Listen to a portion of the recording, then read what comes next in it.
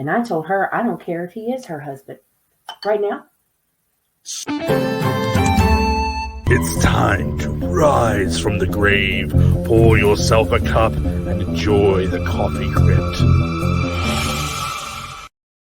Voices from the Mausoleum is brought to you by the You Run Podcast Network and yourunpodcast.com. Good morning and welcome back to the Coffee Crypt, Coffee Break Edition. We've been off for a couple of weeks, but we are back and we've got our buddy Norin with us. Hey, everybody. Thank you for having me, Steve. I'm excited. It's been a minute, but I'm enjoying It's been a minute. A lot of life stuff. I know Angel moved. So Coffee Crypt itself has kind of been put on hold. And then we've had because we do Courage as well, and we tend to put the two together. So things get moved around. But we're back. And what we're covering today has given me ideas on how we can kind of maybe shape the coffee breaks in the future, actually, because I think so today we're pretty much we're very focused in. So the point of coffee breaks, for those that don't know, if you're tuning in for the first time, coffee breaks are a shortened version of our new show Coffee Crypt, where we're going to just hone in on like one or two stories and really just have a nice conversation about that. So Norin messaged me and said that he really wants to talk about Alien Romulus. I'm super excited about it. I enjoyed the hell out of this movie. So we're gonna chat a little bit about the box office, do a little bit of spoiler chat. Maybe we'll do a non-spoiler. It's been a couple of weeks, it's been out for a minute, so I hope you guys have gotten out to see it. But for those waiting for streaming, we're gonna hold off on spoilers, and then maybe towards the end we'll do a little bit of a spoiler chat on how it fits into the bigger world. Alien universe. So as it stands, as I'm looking at Box Office Mojo, the domestic gross is 92 million, Nice. And the international is 197 million. So giving us a worldwide of 289, which is the second highest, according to Wikipedia. Because I'm not paying for Box Office Mojo Plus, I tell you that. But if Wikipedia is to be believed, it is the second, with Prometheus being the top at the moment. Followed by Prometheus. So here's sort of where it ranks. We've got Prometheus, we've got Romulus, we have Covenant, and then we have 1, 2, Resurrection, 3 at the bottom. 3's at the bottom. Right, because I think that makes sense for the 70s and 80s and in the 90s, right? It's like by the time you get to like the third or fourth sequel, they're going to really start to plummet. So whereas AVP, actually that is not on this list. I'd be curious what those numbers were. But what's your reaction to the box office numbers as they stand? Right now, I think they kind of reflect like basically how like the franchise almost like, because nowadays there's more people that are into going to the theaters. Like I said, we have more cinephiles, YouTubers, people who cover movies, so it's just more common for people to go now and spend more money. And I've noticed too, there's a lot of YouTubers that go 1, 2, 3 times to the theater, which that's kind of hard for me just because I have such a big family and kids, and getting to the theaters once is a chore. Absolutely. But I'm very happy with it, and I feel like if they give them more time, they could probably beat Prometheus as it stands. Like if they keep running it, because they probably will give them what I want to say, maybe another few weeks in the theater, probably, right? I guess it's doing well, and when a movie is doing well in theaters, they don't pull it as fast. When it's not doing well, so that's the funny conversation, right? It's sort of like the chicken or the egg debate. It's like, because people are blaming quick streaming turnaround for poor box office. True. But usually if a movie's doing really well, there's a lot of hype around it, people are going to go see it. So if it's doing well, then they're not going to put on. So it's almost like damned if you do, damned if you don't sort of thing. And then some people too, like said, are physical media addicts, and they are totally comfortable with, you said, waiting for physical media or waiting to rent it. You know what I mean? So there's a lot of people that do that too as well, that aren't just out to go there right away. Yeah, absolutely. So I did look up. So AVP, I don't have the number for the other one yet, but AVP 1 was 177 worldwide. So that is pretty good. So 177 just about beats let's see, 177 beats 3, just under the sequel, Aliens. Okay. So, and then Requiem is probably somewhere in there. Yeah, probably kind of in the middle. Yeah, probably between those two. I can't imagine Requiem blowing everything else More. out of the water. No. Probably not. But yeah, so box office wise, it's doing really well. I know that Fede Alvarez has ideas for a sequel. Yes. There's definitely plenty of places they can go with it. But why don't we do a little bit of like non-spoiler chat then? As far Okay. as like, so what was your your out of theater reaction? I was very happy. This is one of those films that I had high expectations for, and sometimes it's kind of you want to watch what you do when you do certain movies like that. But when Mhm. it's a director I trust, a writer I trust, a franchise I love, those are three things that kind of really build a nice foundation for me having high expectations and warranting high Oh, sure. expectations because, like I said, Fede's knocked it out of the park. Every time he's done something, he's pretty much knocked it out of the park. The Alien franchise has very few negative films. Like you could probably argue that all the films are good, to be honest. You could probably argue a fact for every single one of them. And There's something to love out in of all the of them for theater, sure. yeah, there's some love for all of them. So we talked about it. We did our Alien live stream, so that was a lot of fun. Yeah, which is our best performing live ever. So clearly, there's a lot of Alien fans. Yeah, it's big now. I think Alien and Predator are probably some of the most popular entities and franchises right now that are just going on. Like everybody's loving it right now because we're gonna be getting another Predator movie, we're getting another Alien movie, and we're getting an Alien TV show too. So these franchises are flourishing highly. I have thoughts about this TV show. I don't know. They're playing with the timeline a little bit now, but we won't get, It's scary. Yeah, that's a different video. Yeah, we could always tackle that some other time. I know. Well, we could tag it on a little bit at the end. We'll get into it. I'm curious what, where the love for Alien and Predator is coming from again. Because they're very interesting villains, right? Definitely. Because they're not really like kind of like when we talked about in our courage episodes, like we love a villain that's not really a villain, a misunderstood. When we talk about creatures are just doing their thing, right? Yeah. And there's just something very visceral and natural about fighting the food chain. Yeah, that's really what you're doing. Yeah, it's because xenomorphs, like they've said in the Alien franchise, and they say it in this film too, in Romulus, that they believe the xenomorph is the perfect entity. And this is the first time that we realize this is kind of in the beginning of the movie, so this isn't really a spoiler or anything. This is in the first 10 minutes.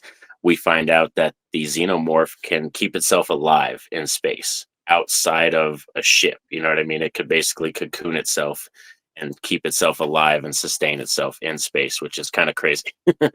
Yeah, it creates. So yeah, we're getting a little.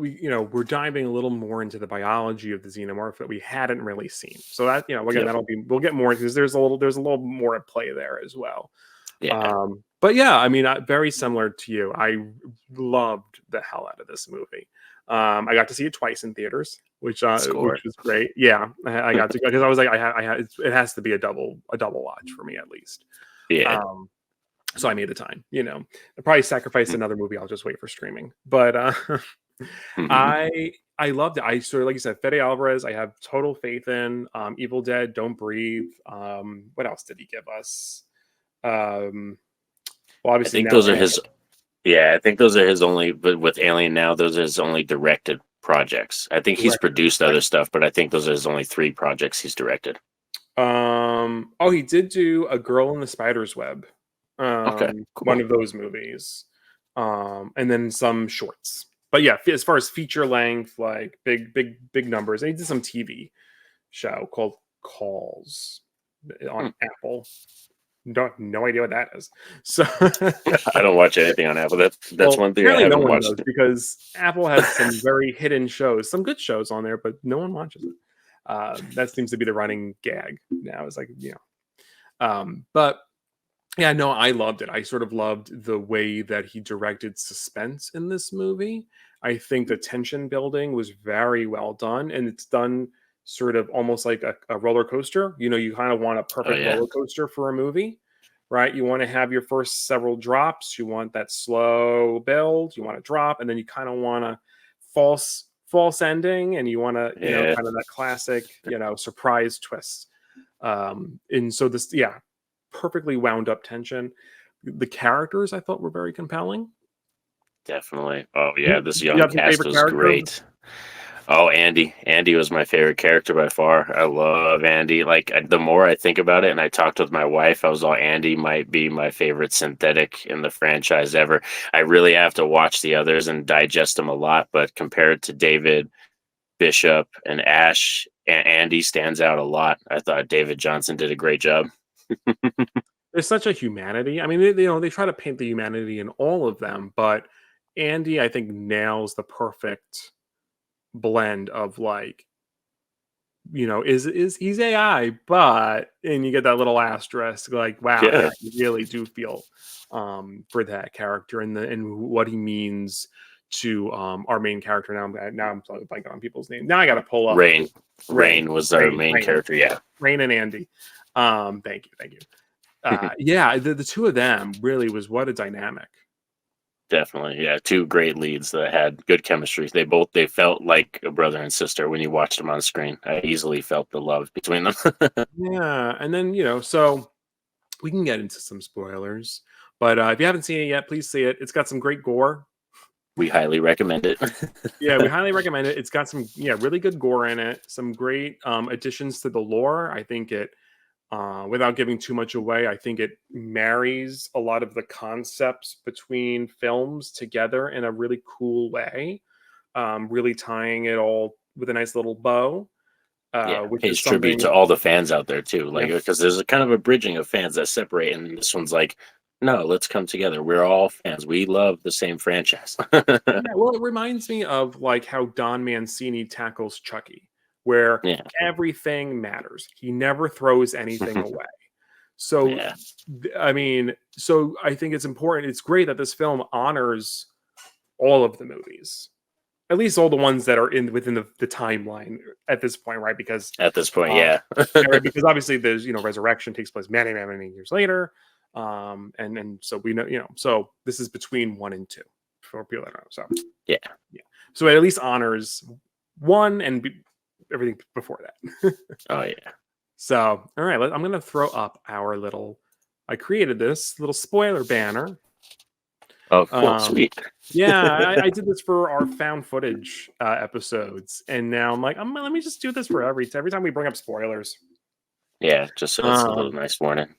Yeah, sometimes I'll take a piss and put something funny down there. But yeah, so man, few favorite moments. I mean, obviously there's a lot we could talk about. We talked about Andy and Rain being some of our favorite characters. Do you want to talk about some favorite moments you've had from the show? Just favorite parts of it. Oh yeah. So to talk about favorite moment, I loved at first when I saw this character. I was kind of one of those people. I thought it was Ash at first, and then I remembered like how he ended up at the end of the first movie, and I was like, "This isn't Ash." So this is a good way to start about spoilers. Is that a lot of people had problems with this AI generated character that we had in this film, whose name is Rook.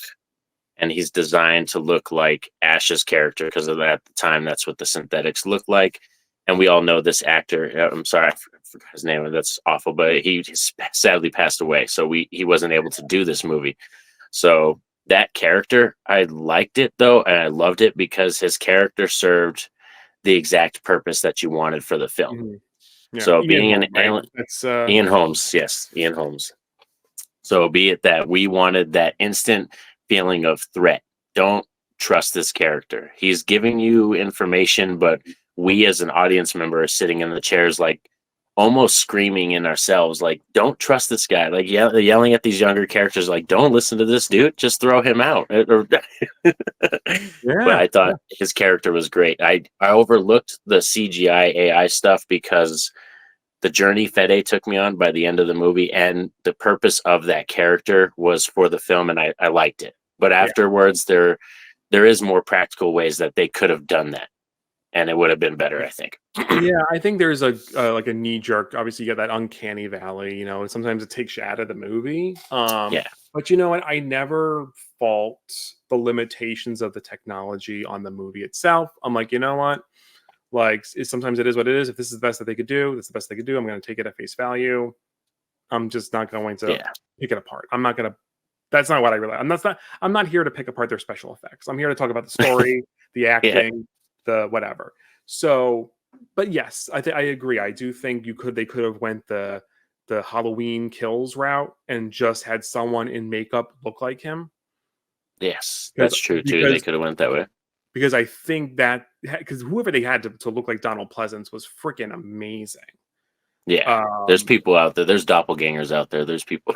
I mean, but even throw some. I mean, you can like make a prosthetic, right? If you know, like Ian Holmes' nose shape, you could put a prosthetic over their nose. You can, there's so many things you can do with makeup and lighting that looks organic. Versus, and then again, he's a robot. He's a synthetic. You can kind of F it up a little bit and kind of you can hide your mistakes or you can hide the fact that it doesn't look exactly like him, but can right, so there's so many things that they could have done. I'm always going to say practical over digital. I think every horror fan is kind of like that. I almost hate to say that because it almost sounds like the annoying like sub over dub anime debate that everyone does. Sub over dub, yeah. I'm like, well, because we won't get into that, but that's a whole other thing. I defend the dubs, but that's my hill to die on. But that's sort of my version of that, right? It's like I'm always like practical over digital, but I think that involvement it was so cool. Oh yeah, so for me, like I said. Yeah, that like to me, I was fine with that. And Ian Holmes, like we know for a fact that to be honest, if he was alive, he would have wanted to do that role. He probably would have tried to come back somehow to do that if he was still here. But yeah, there's many other ways they could have done it. But in terms of, like I said, after the overall feeling, the completion of the film, like how Steve was saying, when I look at the whole film as itself, it doesn't take me out of the film. It doesn't take me away from the film. So that's why I didn't really even put it in negatives when I did my review. I didn't put it up there because I just loved everything that they accomplished with the character in there as well. Yeah. I'm just going to put this out there. If for some reason anyone wants to use my likeness, as long as you negotiate pricing with my family, it's okay. But you have to negotiate pricing with my son. Yep. After I'm gone. He's going to be the boss. I think it's cool. I love like sort of being able to bring back people, and a lot of people get the ick from it, but I'm like, if this is sort of a new different wave of technology and stuff, and I'm like, again, as long as the person's okay with it. I think now, like when you're alive, we should have the right to sort of negotiate the terms, right? I don't think people should just take it, but it could. I think it's valid as long as if everyone's consenting, we're good. So what about you? Did you have what are some of your favorite moments or favorite part or spoiler? Man. I love the chaos of this movie. Like oh my god, I'm gonna have to go back to the IMDb because everyone's names I just cannot. Funny enough, I should have wrote everything down. I remember Andy, Rain, Bjorn. I think Bjorn was the jerky cousin character. Okay, the pregnant character. Yeah. Gave us one of the best modern horror screams in. Like, so when Navarro gets the chest burst moment and she's screaming and she's covered in blood, but then like again, the way they directed chaos in this movie was so good because it's like she's screaming, covered in blood. The chest burster's out, the ship's out of control. It's about to crash back into the station. I mean, It was just like an epic. I mean, I believe that is the Act 1 into Act 2 moment. Because of the inciting incident, I think is when I've been trying to look at how to really plot movies. I've been following the same format as I've been trying to do my own writing, and I'm like, I like to look back at movies and be like, okay, so this is this part in the script, and this is this part in the script. So I believe the moment that they crash is sort of when we get the lock in to I believe the lock into Act 2. Because that's the point of no return. It's like we're in now. We're stuck at the station. So, but that moment is so visceral. And like that poor girl, I mean, I don't know what this character did to deserve any of this. Like Yeah, she has that's been good. through so much. I can't think of an alien character that has been like, I mean, as people have had horrible things happen to them, but her torture in this movie has was prolonged throughout the entire freaking movie. I know that's what I think was a good thing too, because when it came to that scene, so I cried multiple times in this movie. Once just because of the greatness of seeing the reactions of my kids and my family to the Loving it. movie, Yeah. and like seeing them sit in the chair, the kids go like this, and I was like, I bet you this is exactly how it was in the 70s. Like this is exactly how it was. So I'm like looking at them and I got emotional. But the other time I got emotional was when she was on the other side of the door and they Yeah. wanted Andy to open the door. Oh my God. Like that scene, Fede handled that with perfection. And like, because I loved Andy's character so much, David Johnson's reactions, just his almost stoic face, but you could see the sorrow behind his eyes. Like, because he's the different program now, he has the other program in him, but Yeah. you can still see it in his eyes when he's looking at Rain and stuff. And she's like, no, you need, and the guy's yelling at him too. He's like, you need to open the store right now. And he's like, I can't, I won't, you know what I mean? I was like, damn.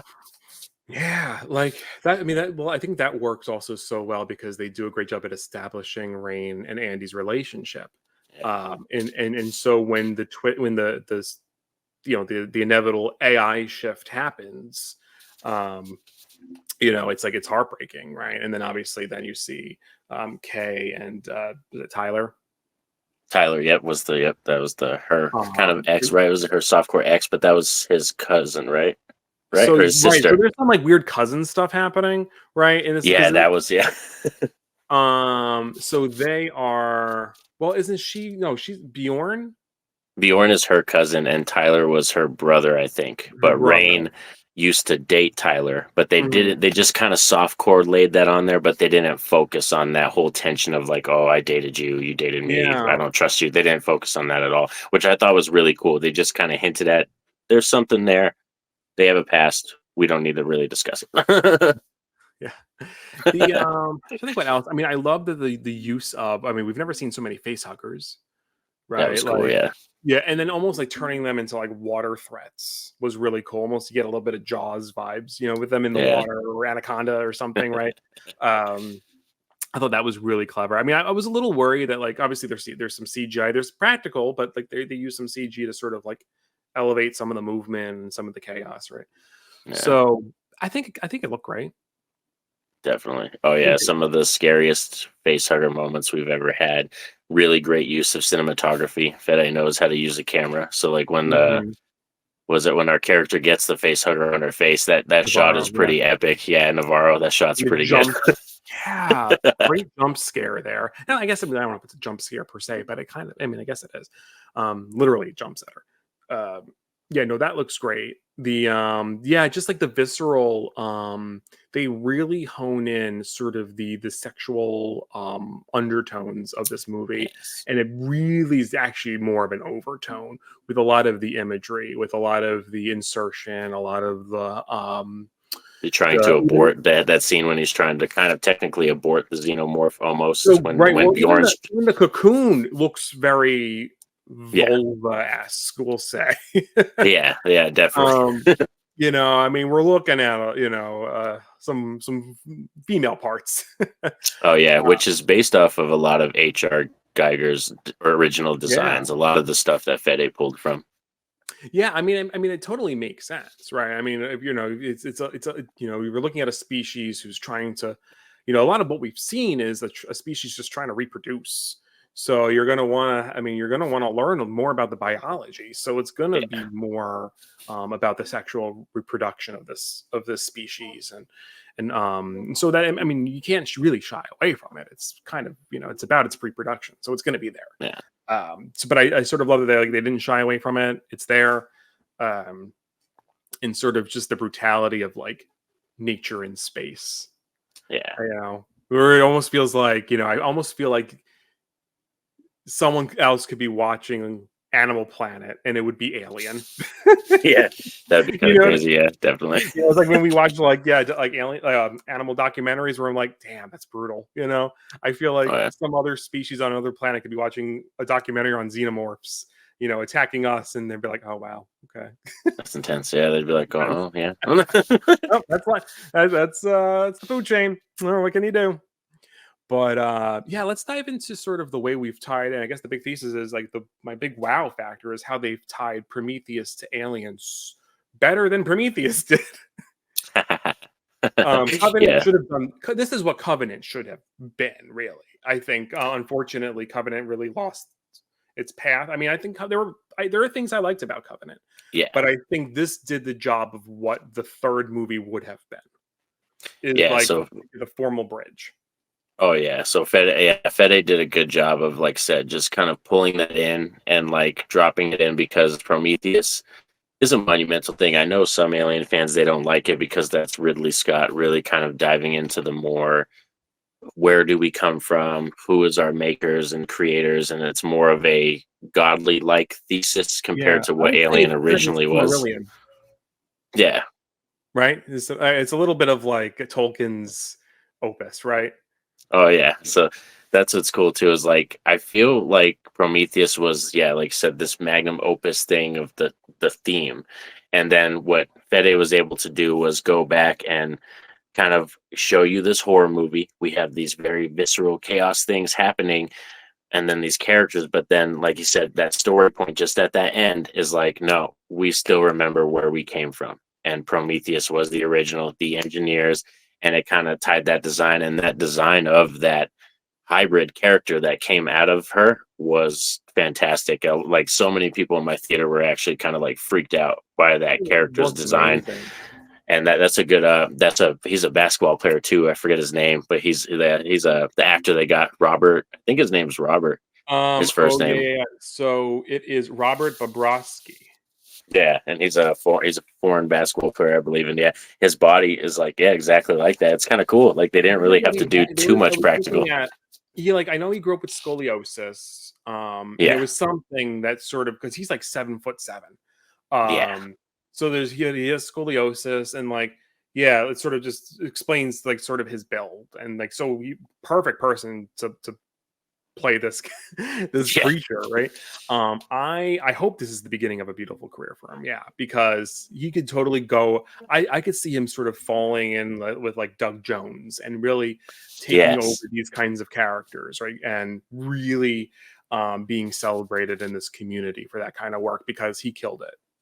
Yeah, because us as horror fans, we love and we pay attention to those characters and those people, because those are kind of almost our unsung heroes. You know what I mean? Those people that get in their hands dirty. You know what I mean? And get in the costumes and do all the dirty work and kind of literally scare us. They're there to literally scare us, and they do it. I hope he does conventions. I can see him doing conventions. Just on this movie alone, he'll be getting paid at conventions. Oh hell yeah! People are gonna want a picture next to this dude. Yeah, I loved it. I loved that design and sort of the because then you get to see its back, and it's very reminiscent of the xenomorph back. And then the way, oh man, the birth scene was insane. Like when it came out of the egg and then it was acid, right? So it falls through. Yeah. And then when you see the infant, you just have a moment of like, is it human? And then you're thinking like, are we going in like the resurrection route? Like where are we going with this, right? So it kind of makes sense when you consider resurrection is like that would be like the perfection of the just having Ripley, right? Like it's just gonna look like a human with all these abilities, and that's sort of the idea that they're heading towards. So you're gonna have this weird kind of middle point where it's gonna be the engineer and the xenomorph, and then you're not quite putting in it's engineer, xenomorph, and human DNA technically, because it took over the infant, right? So it's like all three together. That's what's crazy. Yeah, it's like having all three together, and then like said that the way he tackled that character, because we had that. This is where we hit that point where we get that almost softcore. We get an ending, but not an ending yet, and then we kind of lead into the more scary stuff. And there was some legitimate like I said, almost jump scare moments. Like there was a scene when he yelled at her, he came screaming at her, Mhm. like, and he just Yeah. like the face comes at you, and the way his face looks, and you can tell it's like they had the practical, but they added a little bit of CGI on A little top bit of it. something, yeah. Still was fantastic for me. Like I said, I just love the way he handled so many scenes in here. There are so many gripping Yeah. scenes that you can just pull out of this movie and just show people and be like, this is how you handle tension. Like this is how you scare people. Yeah, absolutely. And continuing themes of like parenthood, specifically motherhood, Yes. creation and reproduction. There, like like, I always go on a rant on how awesome I think the writing in Prometheus actually is. I know people complain when you when you juxtapose it to Alien because you're not quite getting into the creation themes, Yeah. but when you look at Ridley Scott's Alien, there's a lot there about Ripley being a parent and not being around her daughter, right? And then we get Newt, who's the surrogate child. So there's a lot about creation and parenthood there, right? So Oh yeah. and then you get Elizabeth and Prometheus, who can't conceive, and then you juxtapose that with David's obsession with creation, but for kind of bad purposes, right? You're sort of like Yeah.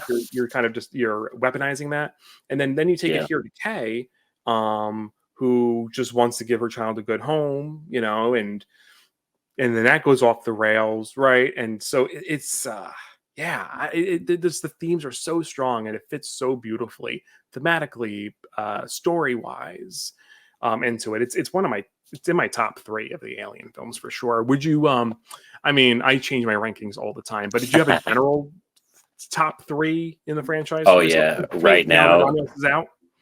yeah, right now as it stands, Prometheus was number 3, but right now I would say I've only seen it twice. I've seen it twice, like you two. Is Alien Romulus was probably my third favorite, clear cut, because when I watched it, it was easy the one that I was like, I can give this a 10 and overlook the stuff that was in it. So like if I was to give, like, if it was possible, like Alien, Aliens, and Romulus, all 10s for me. Like those 3 films, there's really nothing I would change in those 3 films. Prometheus, there's a few things that I would tweak.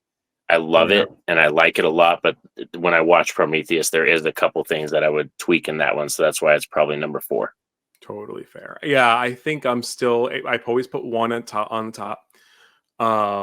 Aliens does that tends to be lower on mine, and people get annoyed by that. But Yeah, because I know you don't like the military I don't aspect. love That's not one of your military things. stories. I don't, and if I could truncate it and just make it Ripley's story and Newt, then I'd be happy. But for me, it would be one, Romulus, probably Prometheus, Aliens, Nice. which I hate to say the Aliens is out of the top 3, but it's it's still a great movie. It's Oh, just definitely. personal taste. Military, rough and tough, gruff military characters just are grating to me. I just don't.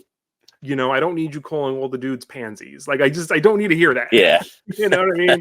Like I get annoyed by it. So, but anyway, it's still a great movie, and I think it has one of the best shots. Yeah, I'm defending No, myself. no, yeah. But it's when the xenomorph comes out of the water behind Newt, Behind Newt, yeah. one of the greatest shots in horror cinema. It's so good. It's beautiful. But anyhow, I digress. But yeah, we'll definitely keep the conversation around Alien Romulus going. I'm going to take down the spoilers for now. I want to. Well, maybe I should keep them up. We'll see. Because I wanted to just your thoughts on Alien Earth. Just a quick little thing at the end. What are you hoping for? So Alien Earth, I'm actually trying to not know as much as possible. Like that's one that I'm kind of trying to keep myself in the dark in. The only thing I know for sure is that this is supposed to be the earliest point in the timeline that we've ever seen. Like this is Right. supposed to take place before anything. So it kind of confuses me as to why there's a face hugger on the poster. I don't know if they're doing that just to like, oh, this is part of the Alien franchise, all that stuff. Because my idea for this series is that this is going to be about Wayland and Yutani and kind of where Earth is at that time and why we want to go into space and do exploration. But we kind of already tackled that a little bit in Prometheus, So I'm like, I hope they just don't bite themselves in the foot, or you know what I mean, or too much, or step on their foot a little bit. No, absolutely. I think right. I mean, have something new to say. Don't just retell the story from Prometheus and Covenant, right, with Yeah, David and Waylon. I mean, if there's something new to be like, if there's something new you want to say about Waylon's discovery of looking for the perfect species and all that good stuff, like, yeah. maybe they're using Facehugger and Alien in the promotions just to get people to watch it. Um, That's what my thought is, because I'm like, if yeah, they introduce them at some point in the show, it's gonna totally fuck it wouldn't up make sense. everything. But I could see an earlier version of the Facehugger, like the Yeah, ones we see in Prometheus. yeah, the more bigger one, like the more That, squiddy type one. Yeah, yeah, that I could see that one maybe crash landing on Earth. Like I could see. I think there's going to be something like that, where it's like Wayland discovers these things somehow, and then he sets then it sets the whole Wayland Corp journey, yeah. which leads to finding them and the engineers and all that kind of stuff, right? So I think as long as we stick with the early versions of the aliens and we're not somehow showing xenomorphs and like this everything that we know of, Yeah. um, because that wouldn't make sense. Which I'm hoping they know, because if this is staying in the timeline and Ridley Scott has been very protective of this property now that he's gotten a lot of the control rights to a lot of the story stuff, I really don't. Hoping that he's not going to let them do too much wild stuff. So I'm hoping this is just going to be, like I said, kind of focusing on Wayland, what Guy Pearce's character, why like they were at the way they were, and like I said, how Earth is, and Yeah. kind of the turmoil that Earth is going towards, and why they want to explore and terraform other places and all that stuff. Absolutely, yeah. No, that's my hope too. So we'll Yeah, see. I think that is when is that premiering in 2025, right? I think so. Yeah, Yeah, 2025. Do we have a date on it? I don't know if we have a premiere date, but it is going to be sometime next year. cool. So we'll see. All right. Anything else you want to touch on? I mean, I think we'll definitely do more Alien coverage. I think, yeah, especially as Alien Earth comes around. Oh yeah, for sure. We'll do some deep dives on that. As far as Romulus, I really hope they don't do a sequel to this. I know Fede wants to. I know he does, and I trust him a lot. But I don't want a sequel to this one. And the main reason is why is because if you think about it as an ending standpoint or an ending point, just the end of this movie, this is the happiest we've been for two characters, like almost ever. Yeah. Rain and Andy are going to Uvaga, and this is their happy ending. The brother and sister, they're going to Uvaga. He's watching her as she cryo sleeps. That's all I want. I don't want to know if they got there. I don't want to know they died in cryo sleep. This, that. They got attacked. I don't want to know none of that That's stuff. the whole thing with this franchise. Yeah, Newt dies in the thing. This and then that. I mean, they love to undo people's happy endings. Yeah, absolutely. And when you think of Ripley's story and character throughout the journey, yeah, like she doesn't have the greatest journey for a character throughout these movies. So I kind of want Rain and Andy to have this happy ending. Yeah. So I hope they don't do anything else. Yeah, poor Ripley. Yeah, girl been through all of that for nothing. Yeah, For her DNA to get used for BS science. I know, for real. Like that's what I mean. It's like she's rolling over in her grave in space. No, because she went into the acid. She went into the lava. So she terminated herself like Arnold. Oh, jeez. But I agree. If they do a sequel, pick it up with someone else dealing with stuff. You know what I mean? Like, just kind of you could reference Romulus, but don't tell us like what happened to Andy and Rain. I don't want to know that. yeah, let them drift off to into the proverbial sunset. All right. Well, thank you so much for joining me for the Coffee Crypt episode for Romulus episode of Coffee Crypt. Yeah, it was an exciting one. Like I said, I was very excited to talk this, and I already did one on Horror Fiend TV, and we talked about it. But I love this movie so much. Like as it stands right now, this is currently my favorite horror movie of the year. So I can't totally jonesing. I could just rewatch it a couple of times, again. Yep. But anything to plug for your channel? Just that I'm doing a lot of this year for my channel over September going into October. It's going to be a lot of Universal horror monsters type stuff. So focusing on a lot of vampires, werewolves, mummies, creature from the Black Lagoon, but old and new. We're going to do an amalgamation mix of everything. So it might just be what I'm feeling that week. Yeah. You want to sort of spice it up and do it. Yeah, that's awesome. Yeah, perfect timing too, right? October coming right around the corner. And I always my tradition now is I pick one Universal monster movie for Halloween. And I'll watch that. It's part of my my lineup for the day. That's cool. been working out so far. I've done so far the last. I did that started a couple of years ago. So I did Wolfman last year, and then the year before that was Creature from the Black Lagoon. Nice. Yeah, my main Halloween tradition is I always end with Night of the Demons. I freaking love Night of the Demons. And because it's got such strong Halloween vibes and the Halloween party and the dancing and stuff, it's kind of the perfect movie you want to end the night off with. Oh, I love that. That's so cool. All right. Well, again, thanks for joining, and thank you everyone for checking us out this week for the Coffee Crypt. We will see you probably in a couple of weeks for the next episode. I kind of hinted at some revamp. After this, I'm gonna sit down with Norin and talk to him about that. And so stay tuned. It's gonna be really cool stuff coming. So we'll catch you all next time. Peace out.